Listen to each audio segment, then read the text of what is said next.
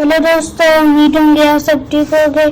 हम लोग हमारे घर में कोर्सा का तेल डाला, ये देखो बढ़ चुका है।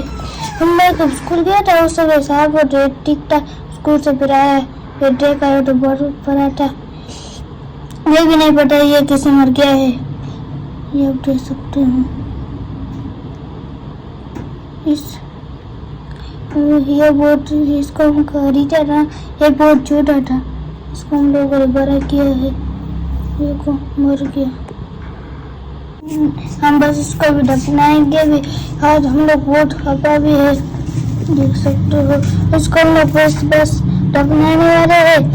बस ये वीडियो इतनी बहुत लाइक नहीं किया है, लाइक करो, सब्सक्राइब भी करो। बस हम लोग उसको भी दफनाने वाले हैं, देखो